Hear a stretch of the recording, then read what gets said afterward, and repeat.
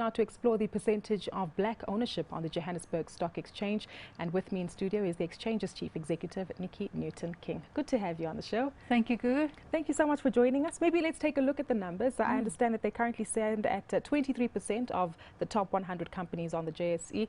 Is this a milestone that we've reached? Well, it's certainly the highest threshold we've reached to date. We've measured this for the last 3 years. This is as at the end of December 2013, and we've been growing steadily. And the interesting thing about that 23 is 10% of that is held through individuals and BEE schemes, and 13% through mandated investments, which is essentially the retirement savings of black South Africans, retirement savings and unit trust savings of black South Africans. And that 13% is quite significantly higher than the amount of mandated investments held by white South Africans, showing that there is more black savings coming into the market than white savings at the moment. And I think that's a significant step towards the economic transformation of our economy. Is there a particular goal that we're working towards here, and are we making good progress?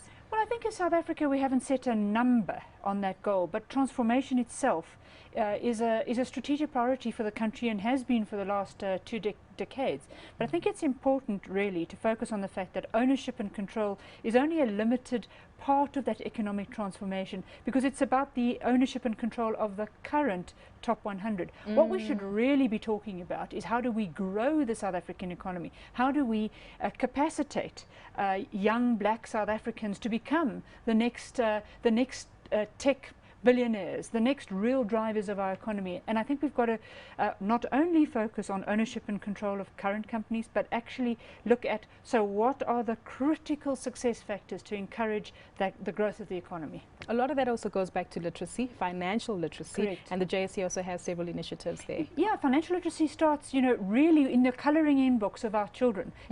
Do they understand what a coin is? How do they save? What is the dynamic with which people are talking to them about what to do with money? If it's only going off on consumables and not on things about saving, I think that's an important part of the training right at the early ages.